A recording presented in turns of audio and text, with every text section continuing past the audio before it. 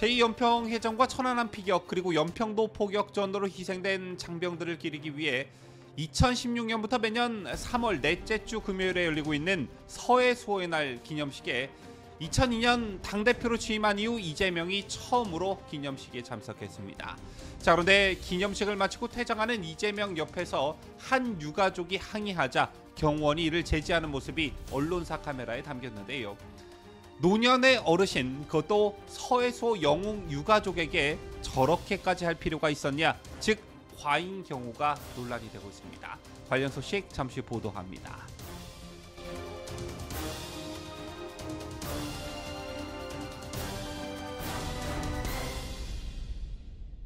시청자 여러분 안녕하십니까? 뉴스데일리 베스트 민앵커입니다. 지난 2016년 1월 28일 박근혜 정부는 제2연평해전과 천안함 피격 그리고 연평도 포격전으로 희생된 장병들을 기리기 위해 2016년부터 매년 3월 넷째 주 금요일을 서해 수호의 날로 지정하는 방안을 확정했습니다. 서해 수호의 날이 3월 넷째 주 금요일인 이유는 북한의 잠수정의 기습 어뢰 공격으로 승조원 104명 중 46명이 사망해 대한민국 국군의 피해 중 가장 컸던 천안함 피격 사건이 2010년 3월 26일 금요일에 있었기 때문인데요. 2016년에는 당시 대통령이었던 박근혜 대통령은 직접 참석해 연설했으나 2017년에 국회로부터 탄핵 소추된 다음에 헌법재판소로부터 파면 선고를 받게 된 관계로 대통령 권한대행을 맡았던 황교안 국무총리가 연설을 했습니다.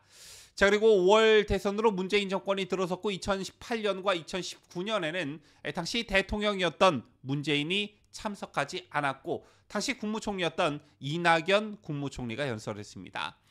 또한 당시 집권여당이었던 더불어민주당의 이해찬 대표 또한 2019년에 불참하며 많은 비판 여론이 일었는데요. 특히나 2020년 국립대전현충원에서 열린 서해 수호의 날 기념식에서 분양하려는 문재인 부부에게 다가간 고 민평기 상사의 어머니인 윤청자 여사를 고깝게 바라보는 문재인과 김정숙의 표정이 언론사 카메라에 잡히면서 많은 비판 여론이 일기도 했습니다. 서해수호 영웅의 유가족들에게 어떻게 저런 표정을 지을 수 있느냐라는 비판이었는데요. 그런데 오늘도 이와 비슷한 일이 있었습니다. 저는 좀 이거 공론화할 필요가 있다고 보는데요. 이재명은 오늘 2022년 당대표로 취임한 이후 처음으로 기념식에 참석했습니다. 그런데 기념식을 마치고 퇴장하는 이재명 옆에서 한 유가족이 항의를 하자 경호원이 이를 제지하는 모습이 카메라에 담겼습니다. 지금 보시고 계신 사진이 바로 그것인데 영상으로는 확인이 안 됐기 때문에 이런 일이 있었던 어떠한 전후 사정이나 현장의 분위기를 제가 파악을 하지 못했습니다만 사진상에서 분명히 드러나는 것은 이재명이 항의하는 서해 수호 영웅의 유가족분은 힘없는 고령의 할머니였고 또한 그곳이 국가가 주관하는 공식 행사장이었기 때문에 어떠한 위협적인 도구로 이재명을 해칠 가능성이 거의 없는 그런 상황이었습니다. 자, 그럼에도 불구하고 이재명의 근접 경호를 맡은 경호원은 이 유족을 손으로 밀치고 있습니다. 만약 이 어르신이 경호원이 밀치는 방향으로 그대로 넘어졌더라면 큰 부상을 당했을 가능성이 높아 보이는데요. 꼭 이렇게까지 할 필요가 있었겠느냐라는 것입니다. 얼마 전 헌법재판소 앞에서 달걀을 맞은 민주당 소속 백혜련 의원 논란도 그렇고 어제 산불 현장을 찾은 이재명에게 옷을 펄럭였던 한 시민의 어떤 그런 항의성 해프닝도 그렇고 물론 진영 간 대립으로 주요 정치인에 대한 테러 위협이 그 어느 때보다 높은 상황이라고는 하나 정치인들에게 저런 시민들의 항의는 숙명인 것이고 더군다나 오늘은 서해 수호의 날 행사장에서의 고령의 유족의 항의였습니다. 앞서 소개해드린 윤청자 여사의 문재인에 대한 항의 때도 대통령 신분이었음에도 불구하고 저렇게까지 제지하지 않았었는데요. 야당 대표가 도대체 뭐라고 저 따위 과잉 경호를 하냐, 그리고 서해수호 영웅의 유가족들에게 저런 행위가 말이 되느냐, 이거 반드시 공론화할 필요가 있다라고 저는 생각하고요. 이것 말고도 이날 행사장에서는 한 차례 더 소란이 벌어지기도 했습니다. 천안함 피격으로 숨진 고 민평기 상사의 형인 민광기 씨가 이재명에게 사과를 요구하는 일이 있었는데 천안함에 대한 명확한 입장과 그동안의 만행에 대한 사과 성명을 내고 행사장에 들어오라는 당연한 요구였습니다.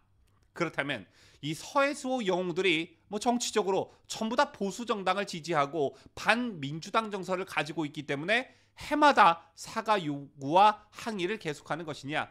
절대 그렇지 않습니다. 다 이유가 있는 사과 요구이고 항의이다, 이렇게 말씀드릴 수가 있겠는데요. 당장 이재명부터가 문제입니다. 이재명은 2014년 11월 천안함이 잠수함과 충돌했다는 연구 논문이 나왔다는 기사를 자신의 트위터에 공유했다가 논란이 된 적이 있고, 게다가 천안함 음모론을 제기했던 인사들을 지난해 총선에서 영입하며 국회의원 배지를 달아준 장본인도 바로 이재명이었습니다. 제22대 총선 4.5 영입 인재로 발탁된 박선원 민주당 의원은 지난 2010년 천안함 사건은 1960년대 동해안 침몰 사건 이후 최대 희생자를 낸 안보 실패의 가장 처참한 사례라며 과거 우리 측이 깔아놓은 기뢰를 격발시킨 게 아닌가라고 망언을 한 대표적 인사이고요. 역시 지난 총선에서 국회의원 배지를 단 노종면 민주당 의원은 지난 2014년 천안함 폭침을 말하는 언론은 모두가 가짜라고 말했습니다. 이거 완전 미친 거지요. 자, 그런데 노종면 역시 지난해 총선을 앞두고 이재명이 데려온 영입 인재 케이스입니다. 그런가 하면 이재명은 2023년 천안함 자폭설 등 음모론을 주장한 이래경 다른백년 명예이사장을 민주당 혁신위원장에 임명했다가 논란을 일으켰는데, 이래경이 여론의 압박을 견디지 못해 자진 사퇴하며 일단락됐지만 이재명이 어떤 안보관을 가지고 있는지 알 수 있는 단편적인 예라는 평가가 지배적이었습니다.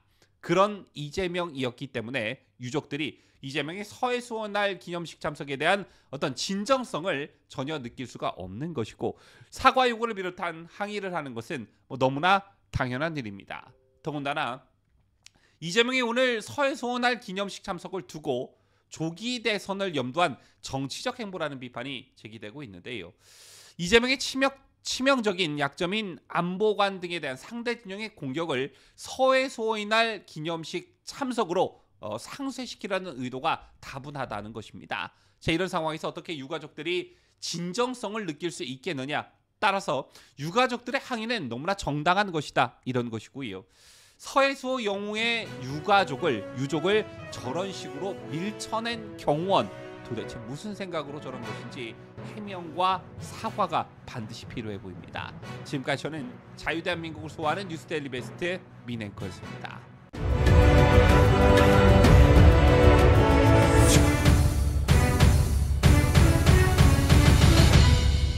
함께해요.